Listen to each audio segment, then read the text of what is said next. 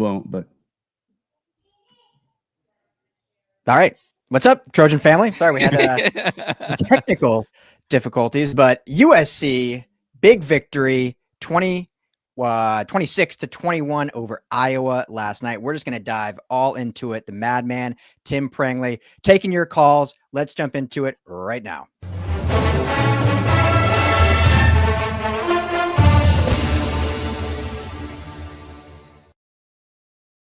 All right, what's up, gentlemen? Happy Sunday, Victory Sunday, a big one at that. 8-2 USC Trojans. Happy to be on. I feel like it's been forever since the three of us have all been together. So great seeing both your faces.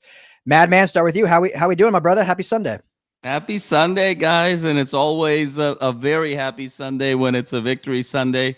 Great to see you both and dive into this. We battled the elements yesterday, but what a great experience that game was at the Coliseum, and so happy to be doing this with both of you this morning.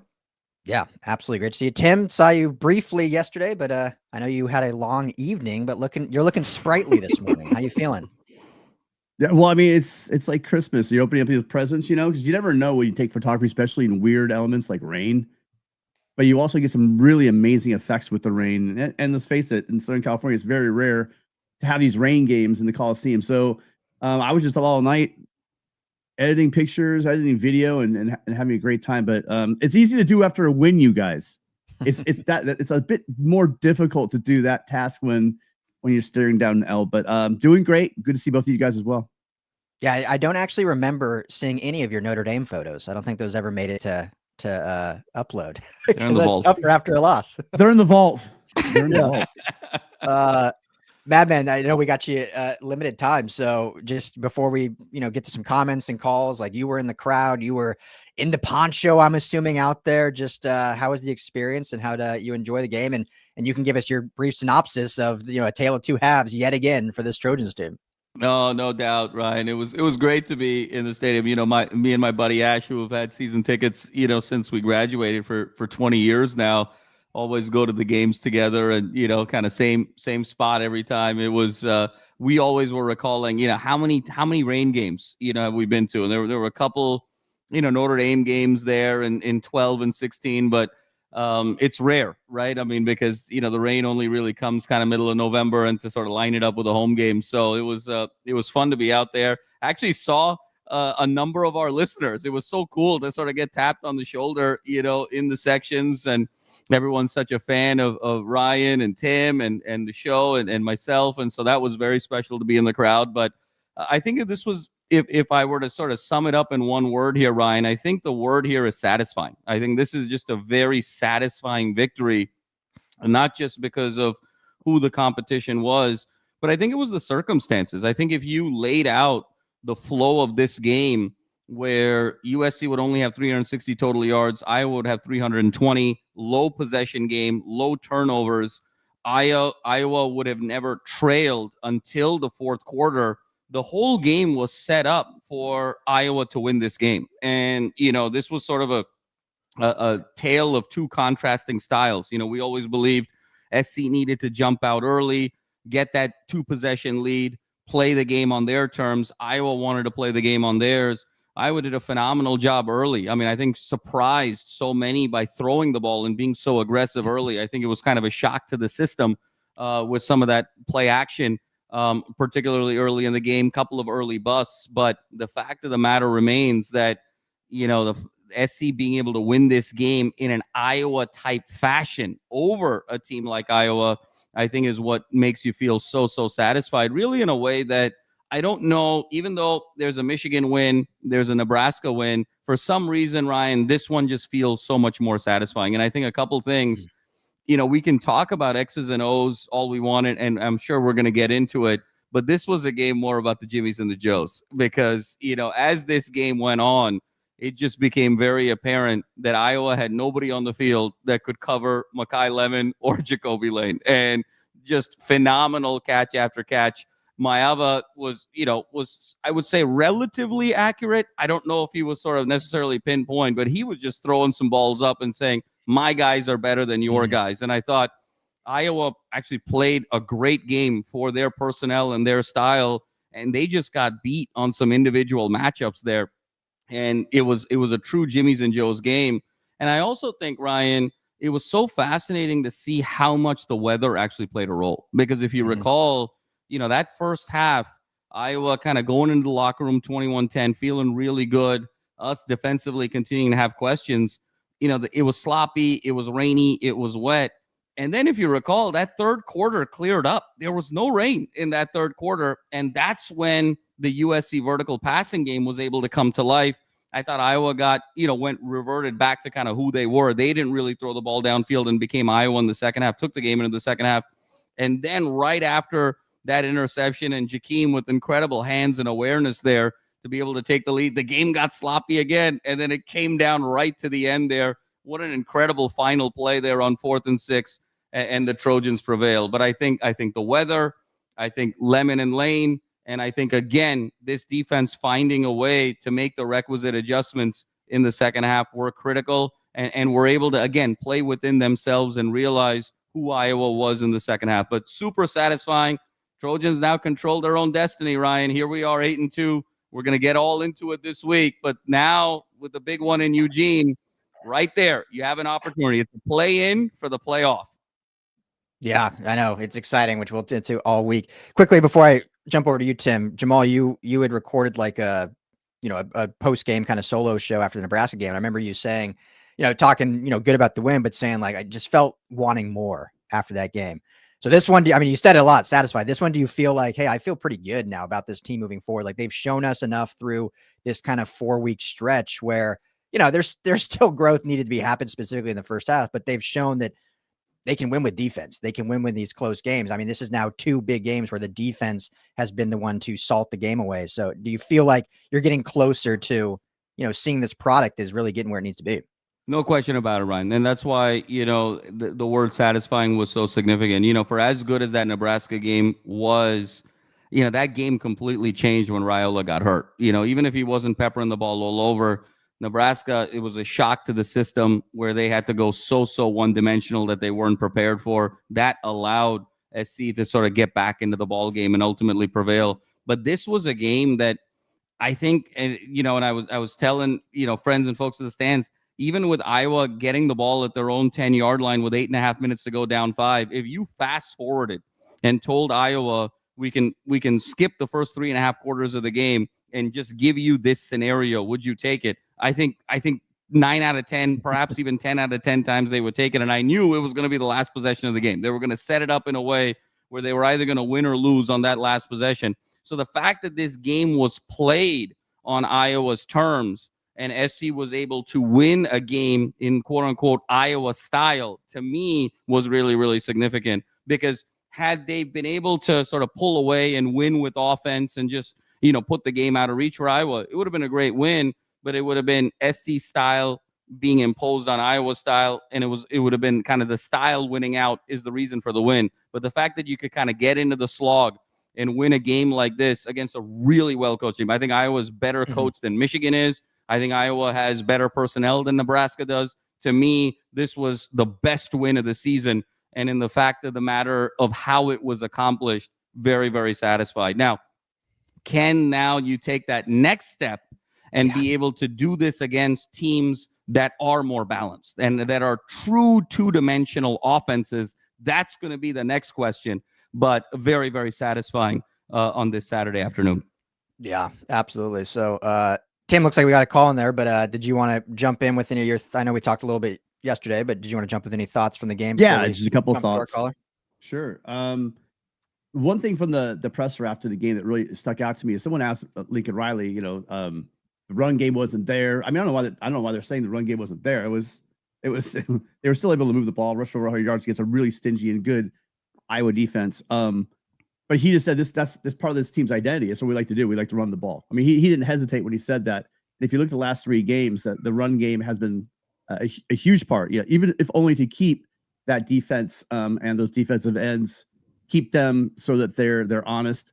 That was a big part of this. And then one more quick thing that from last night when I was thinking about it, USC, a couple people talked about this. USC was losing these games last year, and that's the folks you guys got to look at. The big picture, we can get into the details. We can dissect this thing, but USC now is winning the games that they lost last year, and the fact that in the rain, just like Notre Dame, it kind of fell apart. Jamal, Ryan, it kind of fell apart in that fourth quarter. I mean, SC had that lead late in the third, and they couldn't do nothing offensively.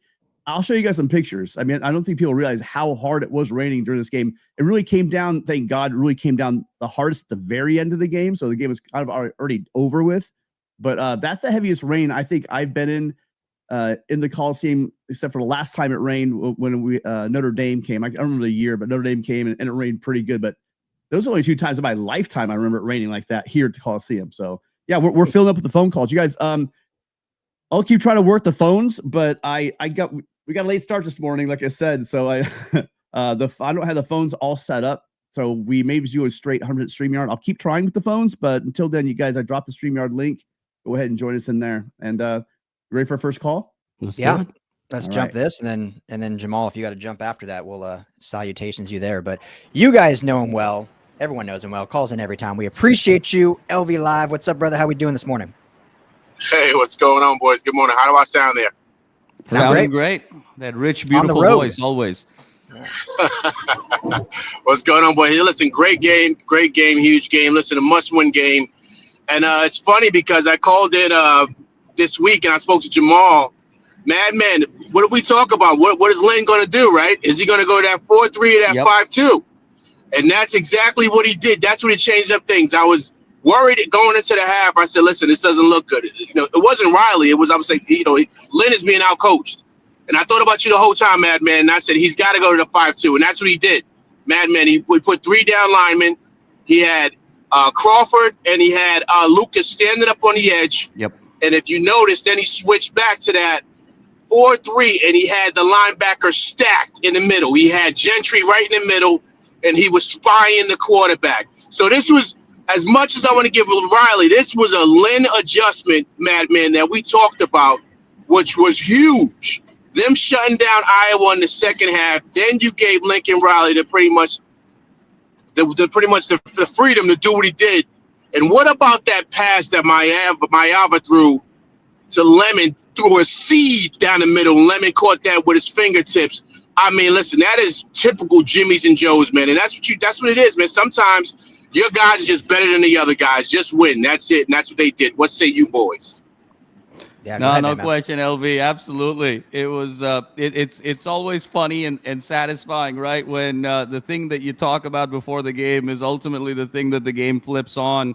And we talked about it. How are they going to be able to stack this box, but also kind of be able to maintain an element of disguise? And that's what they were able to do, particularly in that second half. You know, Iowa was sort of gashing the Trojans in the first half, really kind of up multiple gaps up the middle there. And Gronowski being able to keep it also really put this team off balance. That light box, particularly as you described, LV, only having kind of the 2 guys in that traditional backer position, you were very susceptible because at the point of attack, you're already giving up 3 yards before you get to the point of attack. Now, if you can push that up and be able to get that point of attack a yard and a half into the line of scrimmage, now all of a sudden those 6-7 yard runs become 3 or 4 yard runs. And now you're in a position where Iowa, for as great as they are, they have such little margin for error where if they're sitting in a 2nd and 4 situation, they still have a little bit of room to make a mistake, right? You can run the ball. Even if you get 2 yards, you're at 3rd and 2, you run Gronowski, you show some misdirection in your running game in that way. When you're 2nd and 7, you have no margin for error if you're Iowa. And that's what we saw, particularly in that second half. There were a couple of possessions there. Those 2 possessions, right, before that last one, it was a couple bang plays, right? It was 3rd and 5. They were a little bit out of their comfort zone. They couldn't run there at midfield on 2 consecutive kind of 3rd and 5, 3rd and 6 type of situations.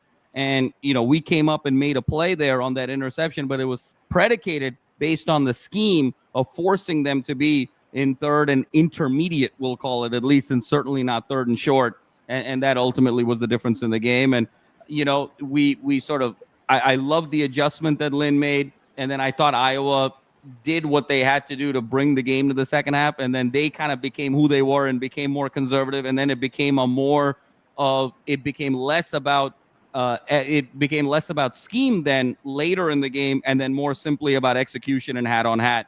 And for us to be able to prevail in that manner is, I think, what was so satisfying. And then it also helps, hey, that toe being out of bounds, sometimes it's a game of inches, ladies and gentlemen, and that toe being out of bounds, we might be having a different conversation this morning if that toe is in bounds, but we will take it, and a great victory.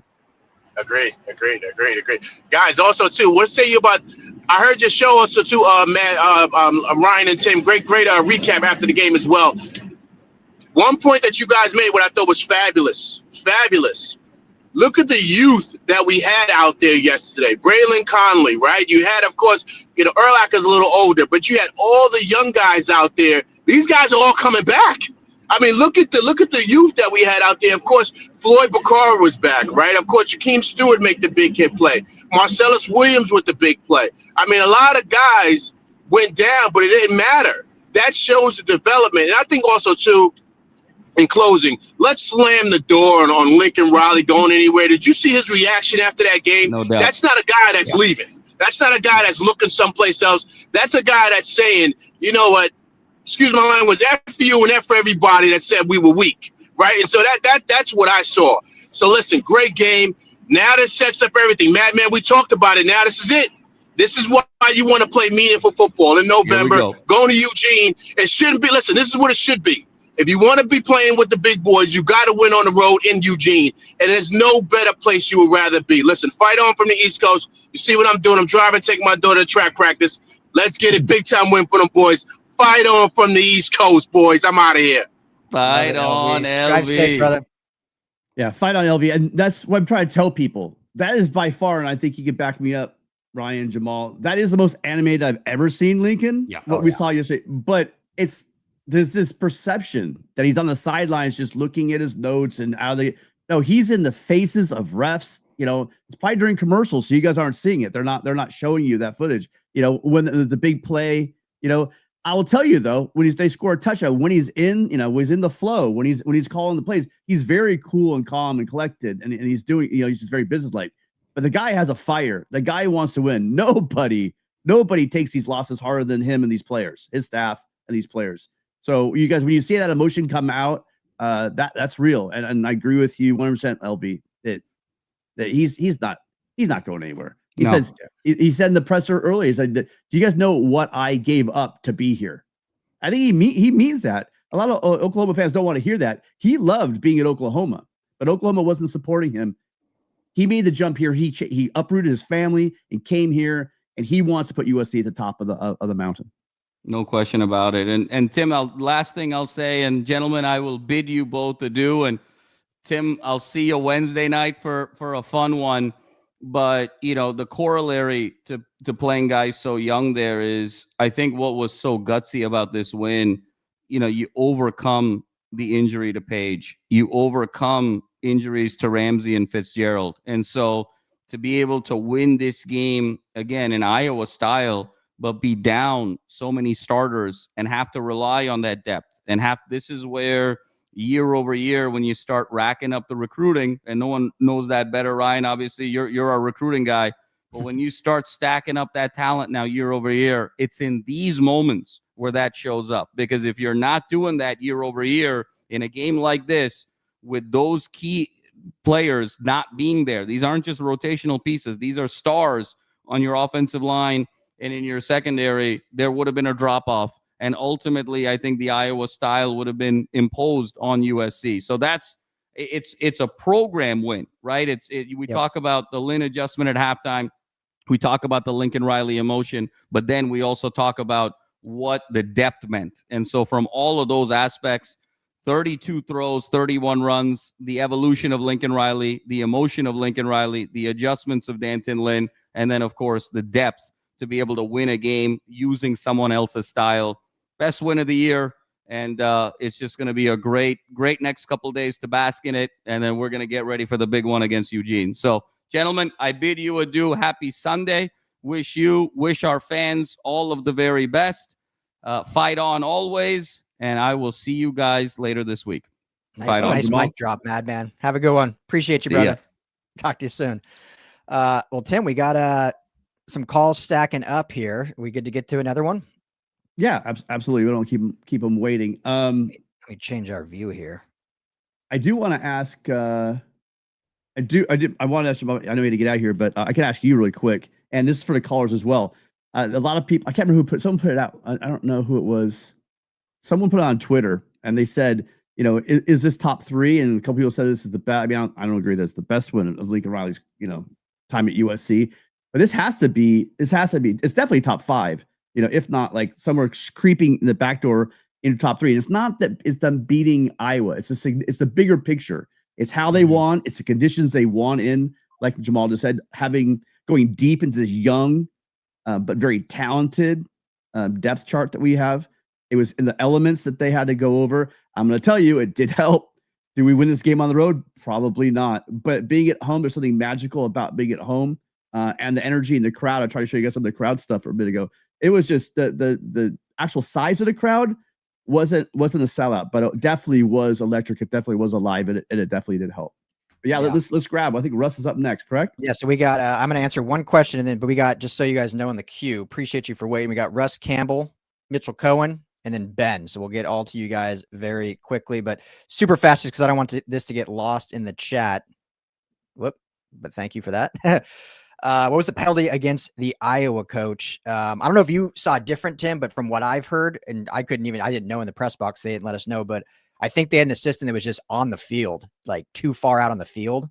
And usually there's this thought that you're supposed to get a warning, but the refs don't have to do that. So I think they literally just decided to throw the unsportsmanlike because he was out on the field too far. Did you see anything differently?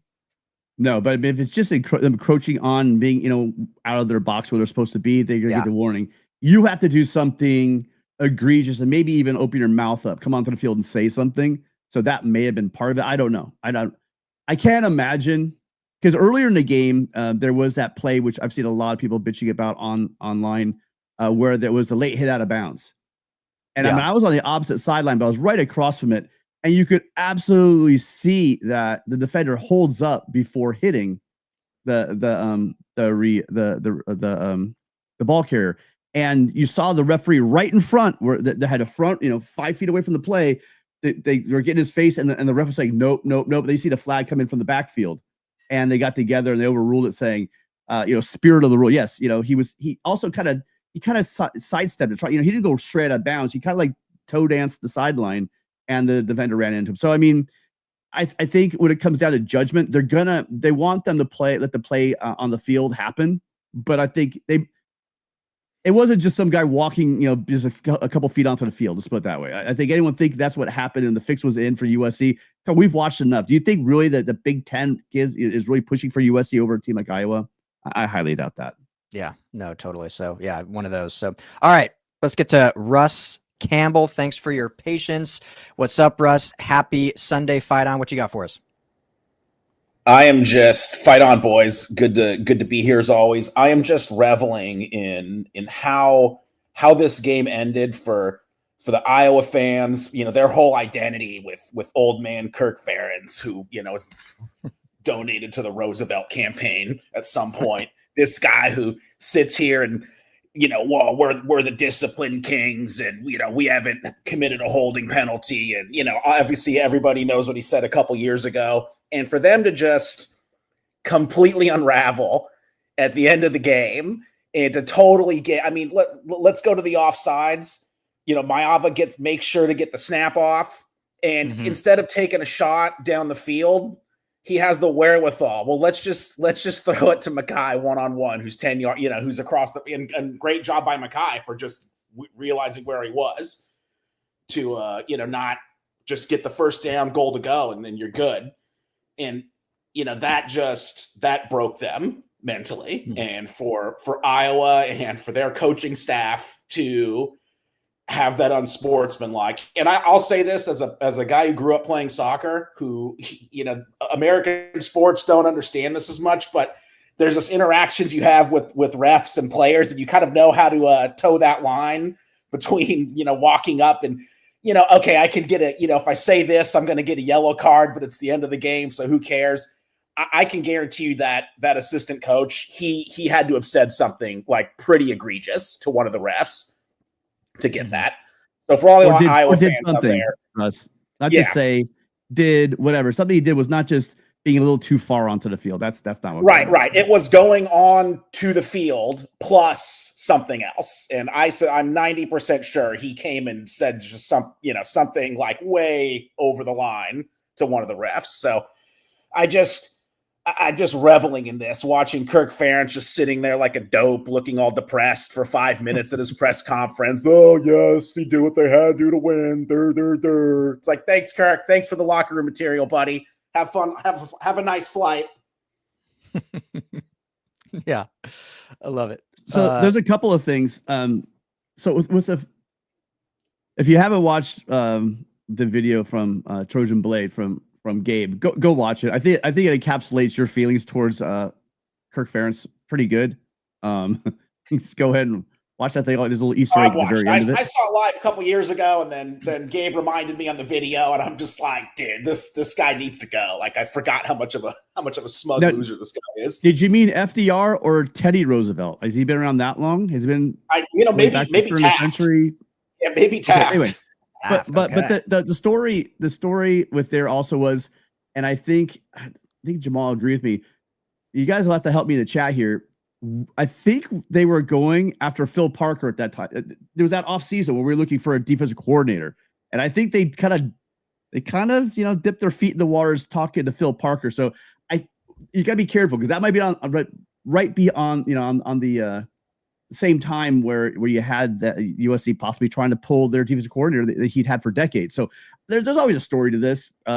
But you're right. As far as the way we've been told, I think is the bigger picture that not just the Iowa fans. I think it's the Big Ten fan out there. We've heard that Ryan, that we're not tough enough, right? Russ, that USC is just not ready for the Big Ten. Can't play Big Ten football. Yeah. Last night, that's about as Big Ten football as you're ever going to see. All right. And then on the last point I'm gonna make on that whole thing. And by the way, great comments. There were 4 penalties that were accepted in this game. 2 from each side for a total of 15 yards on both sides. And so when you look at because one was offsetting, if you guys remember, on the fumble. They let what was that one, by the way? That seems like a mystery call. They never showed that one on TV. No, so I wouldn't mind seeing whether I didn't see the hold. I'd love to see the defensive so I didn't see the hold if if it was in the second drive. If it was in the secondary, I didn't. I think it was obviously in the secondary. I didn't see the hold. Ryan, I don't know if you caught the hold on SC, but my point is that it appeared just from the numbers that they let these two teams play out on the field. And the one holding call that Iowa did get, it was like at the very end of the half when they're running out of bounds, and it was just, there's running the clock out. So it was like, let's throw a flag here. And remember also the fact that Iowa is the least penalized team, not in the Big Ten, but in the entire country. And it's not close. I mean, it's like a full penalty per game. So we could rip on Iowa all we want, but they are a very, very disciplined team, and that's what they do. They know their roles. They play well. They do what they can. And the elements and a quick start. We need to talk about this. We need to talk about how SC's still getting slow starts. Slow start in Eugene. I've said it a couple of times. It's gonna be 28-10 at halftime, and SC's gonna be out of it already if they play and start like they did this time. But thank you, Russ. Great call, man. Absolutely, guys. Fight on. And just one more thing. These players, these coaches, these guys they're doing their jobs for Riley. What the last 4 weeks, starting at the Michigan game, the Nebraska game, the Northwestern game, and yesterday's game, these are tough games where if they weren't all fighting for each other, we're not going 4-0 in these games. So I just think we need to, look, Riley is far from perfect, and he realizes that, which is why he's made dramatic changes in his philosophy and, who he's surrounded himself with. But look, I mean, every other program, not every, but these programs are firing coaches left and right. Like, we've got I don't think the grass would be greener on the other side of the fence if we got rid of Riley. So let's appreciate that we've got a dude who is turning the corner for us and helping this program go in very much the right direction. Yeah, great call, Russ. Thank you. 100%. Thank you so much. Right on, guys. Thanks, Russ. Appreciate your continued support of the show. That's awesome. People a lot of people are fans. Fans are fanatics. Fanatics don't always think. They're very reactionary. A lot of people getting upset in the first half, all over Twitter, right? Commenting, in my commenting to the video I put about the linebackers, freaking out, saying Lynn's garbage, and then what does he do? He shuts out Iowa the second half and just does what he's done. Great coaching makes adjustments, and he made those adjustments. And I hear people calling for adjustments, and if you guys don't think that there's not in-game adjustments, there are. I mean, especially a caliber of coaching staff that we have, there are offensive, defensive adjustments being made. Whether they are fruitful is a different story sometimes, but they are making adjustments throughout. And Ryan, the adjustments they're making at halftime on defense, like you brought up last night, if you get up 6 total points in 3 games in the second halves of 3 games during this Big Ten winning streak that USC is enjoying right now, that's how you win games. Yeah, 100%. We'll get to Mitchell. I know you've been waiting. We'll get to you next, and then Ben. But one quick point on that. I'm going to dive more into this week, Tim, because I want to back it up with actual looking at the stats. But I think one thing to really think about with this defense, and I've brought up the youth before, I've brought up the inexperience before, but when you look at like the championship teams, like Ohio State, all Notre Dame, Alabama. Well, Alabama lost now, but all these teams defensively, they have like a vast amount of returning starters, but also just like guys that have a lot of experience, whether they transferred in or have been within the program. And I said yesterday after the game, like there was a point where there were 7 first-time starters out there on defense, most of those being freshmen, or Kennedy Urlacher, who's a sophomore. So the fact that they're still actually playing at this level, everyone should be praising. And yes, there's growing pains, and yes, there's mistakes being made, and yes, there's been some blown coverages and obviously slow starts in the first half. But show me a championship defense that has that little of experience. You won't find one. So they're not to that level yet, for sure, but they're doing enough to win these games, which has to be, it's exciting for this year, and it's extremely exciting for the future, because these are all young guys that now next year and 2 years, be like, okay, great. Desmond Stevens has been in the program for 4 years now. Jaden Walker's been in the program for 4 years now. Marcellus Williams has been in the program for 4. Like, that's when we get to that level where it's like, okay, we can be smash mouth top 10 defense. You don't do that with a bunch of freshmen. Like most championship defenses, Tim, you know this, they might have 1 standout freshman, not 6. So there's a big difference there. But I don't know if you have a comment on that, or should we get to the next call? No, I mean, I agree with you. There's really, there's nothing really to add to that. I just got kind of a little bit separate conversation, but USC is going to be a team that has it. I was looking at the size. I got a picture I'm looking for right now. I got a picture of Elijah Vicona, who you guys is a freshman, hasn't seen the field yet, but he makes Sean Nua, who is not a small man, look like a child when he stands next to him. It's huge. I can't explain to you guys I know size does not translate to great football players, but it always helps. And I'm telling you this, the defense, and I don't just mean up front. I mean, like, in the secondary is looking bigger and more stout. There's a lot going on with this team that they want to keep pushing this narrative that they can push USC around. I think Iowa just saw it. Nebraska got a taste of it. Michigan. I mean, going into it, if you told people that USC was going to out physical Michigan and Iowa in this game, then people are gonna question you. And USC is answering a lot of questions, shutting up a lot of these critics that says USC doesn't belong in the Big Ten. Now, they haven't played Oregon, they haven't played Indiana, they haven't played Ohio State, but they have beaten whoever has been up in the Big Ten, with the exception of the game early on. And there were some injuries, and we got to talk about it because we just lost Kamari Ramsey again. I'm really hoping, but it's doubtful that he'll be back for next Saturday. But we saw what this defense looks like without Kamari Ramsey when we played a good, not great, but a good Illinois team.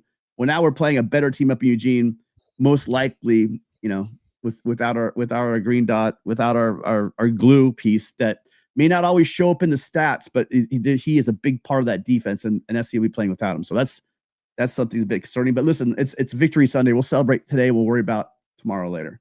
Yeah, for sure. So let's get Mitchell, been waiting patiently. Good to see you. Appreciate you as always. What you got for us? How you doing, Ryan? Tim, Fight On. How you guys doing? Good. Fantastic. Good to see you. Great game. Now I want Riley.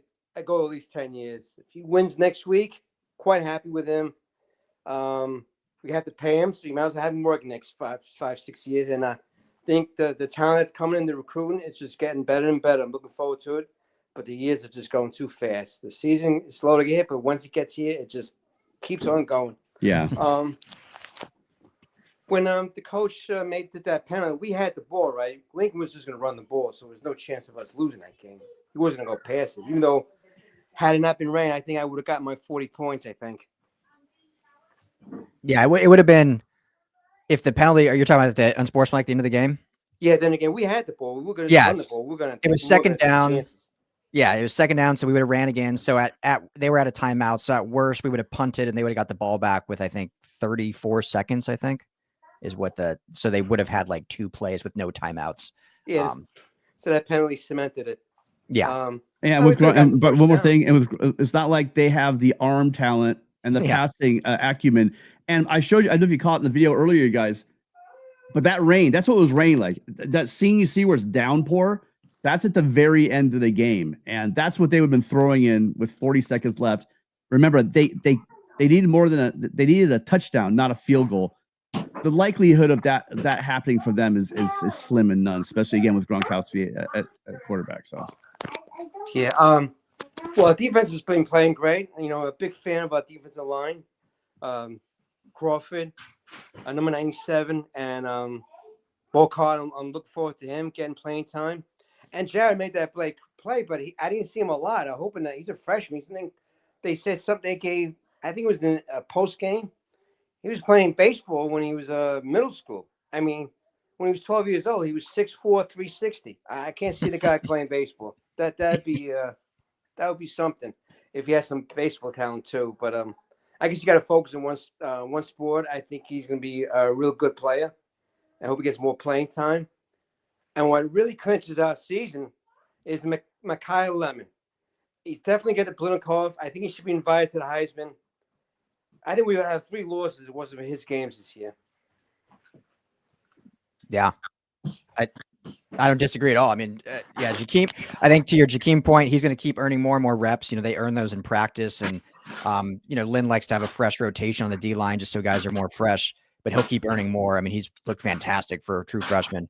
And yeah, Mekhi Lemon. I mean, he should absolutely win the Blinikov. The dude is so good. I'm not taking anything away from Jeremiah Smith over at Ohio State, who's fantastic. But I think Mekhi Lemon has proven how important he is to this team. So I don't know how the voters think if they just look at statistics, but if they value, like, you know, your value to your team, yeah, Ohio State can win without Jeremiah Smith. This offense needs Mekhi Lemon. Like, he's the engine that runs this offense. You know, no disrespect to everyone else, but we all saw what he did yesterday. And we're also playing the Big Ten, right? I think it's the best conference in the nation. And I think the Heisman is going to from Cal. I understand why Cal had to leave him go. They didn't have the money, but Fernando Mendoza, I saw how good he was last year. I was kind of pissed off. If he had to leave Cal, well, then I'm getting a little greedy here. But I like our quarterbacks for the future, and things are looking good. If we win next week, Coach of the Year, maybe. Coach of the Year, and yeah, I got some of my grandson here, and my wife's getting on my case here. But we'll fight on. Mine too. Why does it have to rain when we're playing? Too much rain this year. I thought Southern California. Well, it never rains in California. But thanks for taking my call. Talk to you later. Thanks, Mitchell. Appreciate the patience. Thank you. So good stuff there. Yeah, well, that's what they call us when you go to the Midwest. I remember all the time when you was in, you know, Notre Dame, they're always telling us this is football weather. It's like, man, if this is what football experience is for you guys, I feel bad for you. At the Coliseum in November, we can have, you know, 70 degrees, blue skies, watching football, and that's not rare. This is the rare event where you have this rain. The last couple of years, we've had some rain. You know, maybe it's because we joined the Big Ten. I don't know. Maybe the Big Ten has invaded our November, but there's seasons, whole seasons. There was another interview with a player, and they were talking about how the 4 years there at USC, Ryan, he doesn't remember a significant rain game in the 4 years he was at USC at home. He says he didn't remember a rain game, and I can tell you guys that's totally accurate. We go whole seasons without any rain for our home games, you know. So count our blessings. We could be we could be in Eugene or somewhere in the Midwest where it's just raining all the time. So enjoy the fact that we get a lot of these dry ones. Yeah, 100%. Well, let's get this last call we have in the queue. Ben's been waiting, and then Tim, I'm probably going to actually have to jump after this call, and then if you want to keep going, that's up to you, or we can wrap it up. I'll let you decide that. Looks like everyone's winding down. We can wind it down so after we get done with Ben. But Ben, what's happening? Thanks for waiting. I know you've been there a while. Appreciate it. What you got for us? Ben, you there? Hello. Maybe we Gotta make sure you're not on mute. Maybe we made him wait too long. Oh, I apologize because we're getting phone calls. It was like the third phone call. I do apologize. It happened in the middle of the call-in show last with Jamal on Thursday, and it's happening now. I haven't had time with schedule and the game and everything to look into what's going on with the phone, but I'll get that fixed this week for Wednesday's show. But I'll drop the link in StreamYard. If Ryan has to go, there's been a couple of calls. I want to honor those calls. So if you click the StreamYard link, all you got to do is sign in with your YouTube account, your Gmail or YouTube account, and then just give it the mic permissions, and you can join the show via StreamYard. But we will, right. You guys, here's a funny thought as well. We've had times where the phones aren't being called at all. And Ryan, this is our third phone call in the past, I don't know, minute. So you guys, if you're calling in, take a look in the chat. I've dropped it. It's the link in the chat. We are not taking phone calls today, but appreciate everyone being here. And what we don't do on this show as well, Ryan, we don't ask for support. Thank you guys so much for being here. There's 138 of you guys right now. If you guys could please hit that like button, it really helps out the show. And if you're here, we've been on here for an hour and 15 minutes. You must be liking something. And so if you can, just take 1 second out of your time. We gave you an hour, a little over an hour.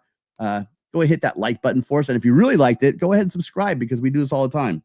I do apologize to the 3 callers, though.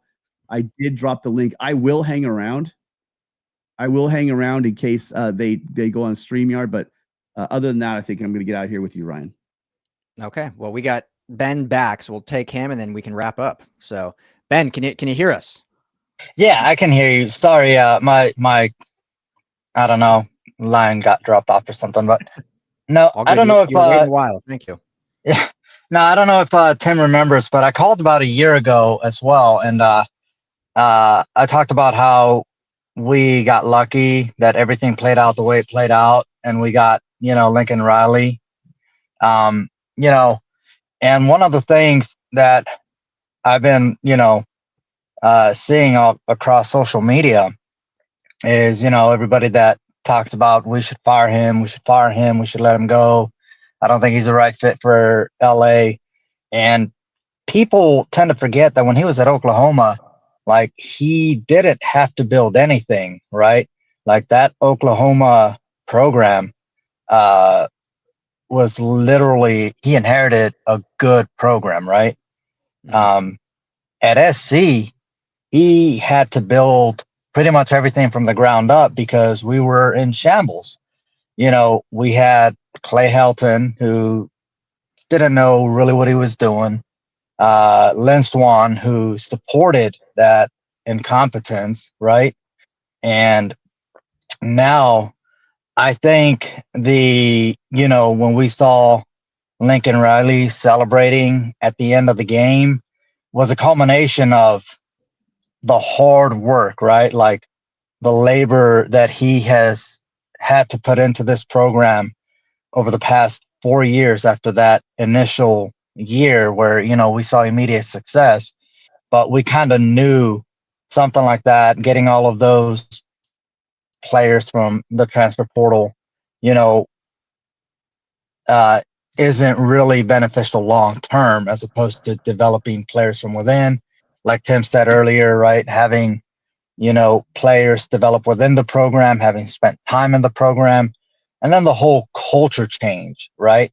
So I think the future looks super bright considering all of the young players that we had to put in by the fourth quarter and the way they were performing, which is just, a round of applause for the coaching staff, right? From Hansen to Henny to Lynn, everyone that's been putting the work into all of these young players to turn them out the way they have and have them perform the way they're performing, especially with such a physical opponent like Iowa. I just wanted to talk about that and see what you guys feel about that, and do you think Lincoln still has a little bit more in the bag, or do you think we've kind of seen it all and this is what this team is? Do you want to go for jump in that first, Tim?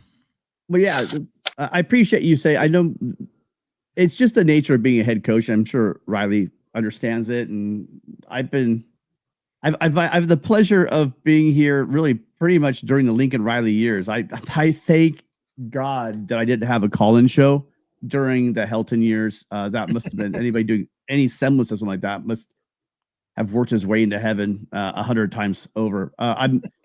I think that people need to realize what you have in Riley. I think that people are quick to just blame the head coach for everything going wrong with the program. Now, I will say that it starts at the top with the head coach, but clearly early on, he did not have the coaching staff he needed. Clearly early on, he did not have the trench talent that he needed, except for obviously that first year with the offensive line and the defensive line. That year was more a coaching thing. Just been a combination of not having together. And you're right. These are things that the head coach are responsible for. But I think people forget what a mess it was. And I think you did a really good job, Ben, of talking about just what he had to navigate in order just to get USC out of the hole. And so having fixed that situation to where it is right now, and USC was, losing close games, except for Notre Dame, I believe in Riley's career, can anyone remind me, does USC have a loss of more than a double-digit loss besides Notre Dame? And really, the one last year with Notre Dame, it's just because of those two pick sixes at the end of the game. Well, that one got a little bit out of hand. And then this year at Notre Dame, they don't beat USC by that score. If SC doesn't give them a late kickoff return for a touchdown, I mean, those are all part of football. But USC's been competitive in all these games, and now, like we just talked about, Jamal talked about it, we talked about last night. Now USC is winning these games that they were losing last year, right? And so that's huge. And I forgot the second part of the question from you, Ben. Yeah. Oh no, I was just go ahead. I was just saying, do you guys think, like, at this point in the year, does this team have any more development that can be had, or do you think, like, this is it, this is what we got? The second half teams coming out with such explosiveness that I wish we could see it, at the beginning of the game, right? But they just, I don't know, for some reason it seems like they come out deflated. They are on the wrong spots, but in the second half, it's just night and day, right? They are dominant. They come out, they fight like, they literally are fighting for something, which they are, right? In the military, we used to have a saying, fight for tomorrow, because you never know what today brings, And so do you guys think this team can still develop, even if it's a little, or do you think, like, this is it, this is what we got, let's just make the best of it and let's just hope that the adjustments come? Go ahead, Ryan. Yeah. I think they definitely can. I don't think they've reached their ceiling. I think they can definitely develop more. The challenge, Ben, is with these injuries, and Tim kind of alluded to it. Like, if Kamari Ramsey and Bishop Fitzgerald are both out next week, I mean, we'll see probably a slight regression on defense, and that's not because it's not for lack of effort or trying, but you're just having a drop off when you have two of the best safeties in the Big Ten out, and you're turning to younger guys that are going to, just naturally have some mistakes, being younger, more inexperienced. So I certainly think they can develop more. I mean, we've asked Lincoln Riley this every week. Like, there's no pinpoint why this team comes out kind of flat in the first half. That has to be addressed and fixed. But when we get to a point, no, thanks, Tim, for spotlighting me there. My bad. Sorry, I'm doing a little planning here. I just thought it was funny, but no, I think they absolutely can, Ben. It's just, will we see it? I don't know, but I think the ceiling is still very high for this team when you know kind of what they have. The key also is to have some continuity on all levels of guys not getting injured. That's been obviously a big storyline this year. And, again, on offensive line, losing Page and having to rotate and shuffle and all the defensive guys. And, Keyshawn Silver left for a little bit in the game. He was able to come back luckily, but I mean, if they can just go through a dang game and have all 22 starters play from start to finish, that'll help. That's like kind of the first step, right? Yeah. So, but I think they certainly can, Ben. So hopefully if there's any game to do it, any game to elevate that ceiling, it is next week in Eugene. That's for sure. Yes, sir. All right. Hey, thanks for taking my call, guys. I appreciate it.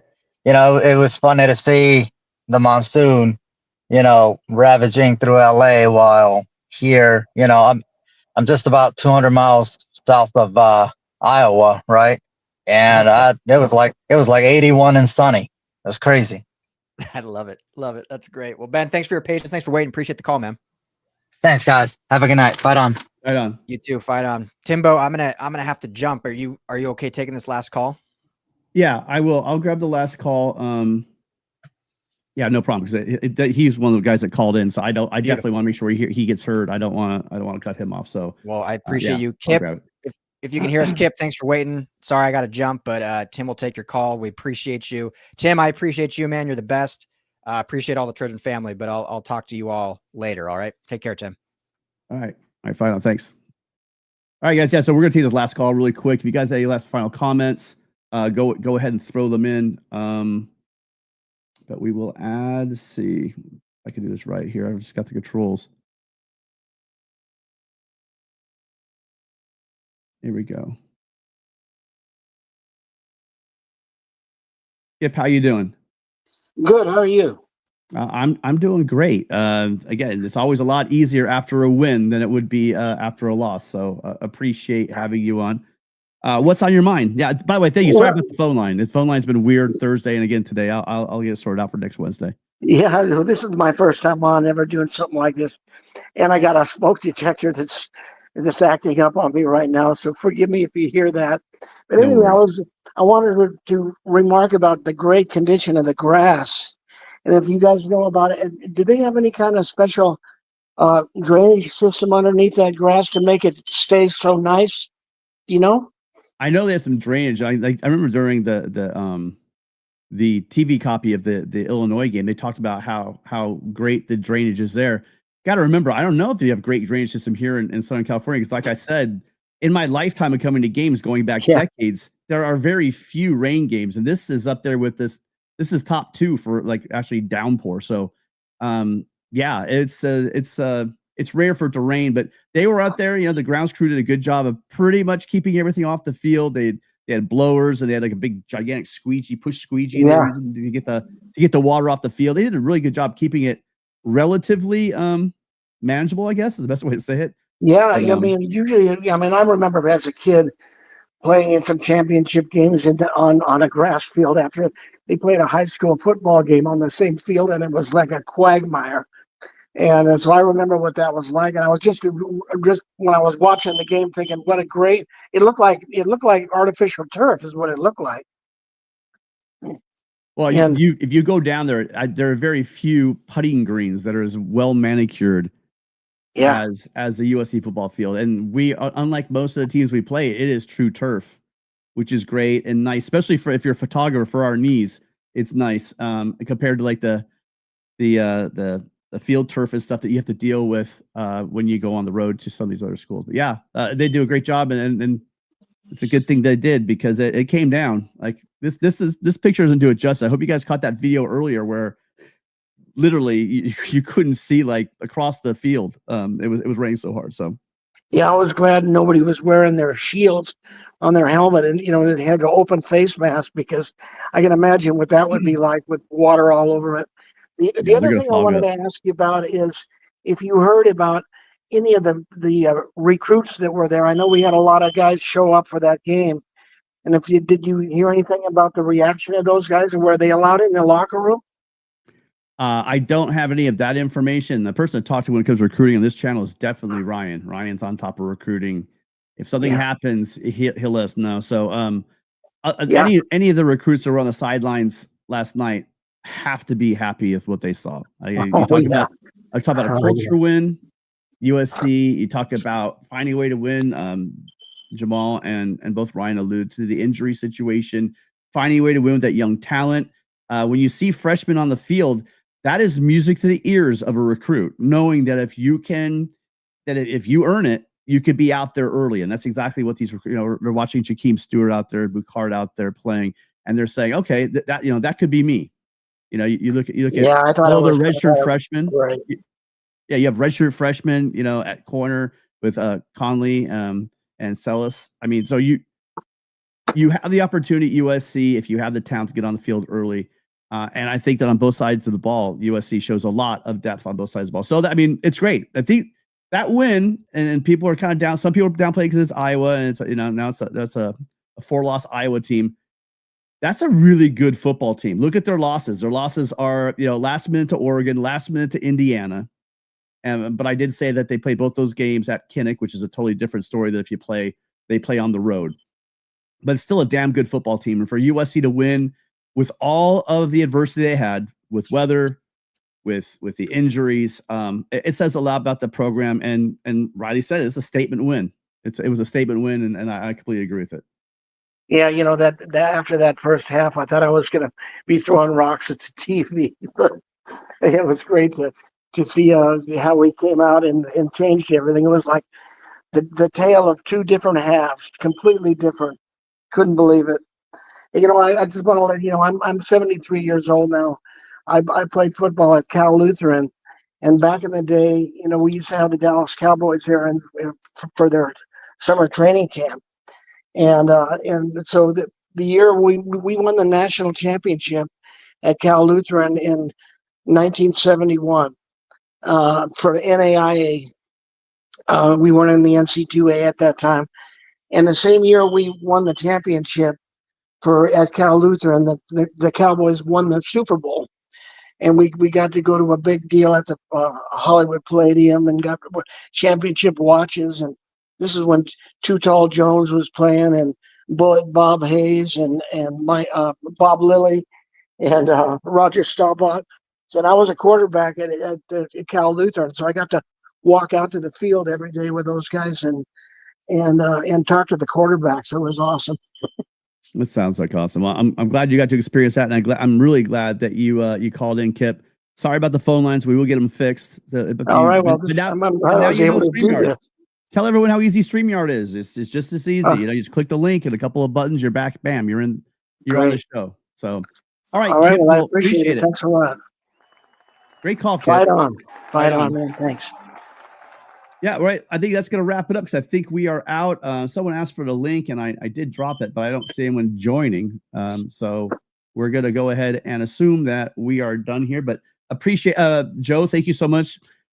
Talk about dropping the ball. Tanook Hines, true freshman, getting extensive work as wide receiver 3 this year. Another great example that if you have the talent, get here to USC, and you have an opportunity to get on the field early. I think that maybe those opportunities might be shrinking a little bit because USC is absolutely getting that young depth that we've been asking for, especially on the lines, but also at all positions. But it's always good. It's always good advertising if you can get recruits on the sidelines and you're playing, whether it's unfortunately because of injury or in the case of Tanook Hines, you're beating everybody out and you're getting onto the field. That's probably a good sign for USC. So thank you, Joe, for reminding me of that. But that's it, you guys. Thank you all for being here. Guys, if you haven't already, go ahead and check out if you want a little more post-game analysis right here on the channel. Ryan and I went live right after the game from the Coliseum. Love to hear your guys' thoughts. Please drop us any comments in the comment section. And do on the way out, if you could. We've been here about an hour. If you enjoyed the show, go ahead, hit that like button, and subscribe. Subscribe because Jamal and I will be doing our Wednesday show. And if you want to talk about recruiting, Ryan's gonna be on top of recruiting all right. I'm gonna grab this last one. Oh wait, it looks like you don't have your device connected. And that might be because you didn't hit the when you do the StreamYard, you need to go ahead and you sign in, but also you got to give the computer, the StreamYard, the rights to your mic and your camera so that you can actually interact with the show. So I think that might be your issue, sir. I do want to get you on, but it's not letting me pull you up right now. So thank you guys again all for all the support. Thank you to Rusty, Gabe, the guys over Light the Torch, and Gil Marin, my buddy Gil Marin. You guys, your support show on social media. You guys get the word out. Tell your friends. This is USC LAFB. We are here multiple times a week, live shows. We have videos. We're again, last night was fun. You know, last night was a great experience after the game. It's so much easier to do those post-game analysis, instant reaction things when USC actually comes away with the W. So thank you guys all for being here. We will see everybody for sure with myself and the Madman on Wednesday, but I'm sure if any news pops up, you'll see us popping here with videos. All right. So until then, fight on, and check us out also. Check us out on LAFBnetwork.com for videos and articles and videos that might be going up with pictures. So let me know. Fight on, you guys.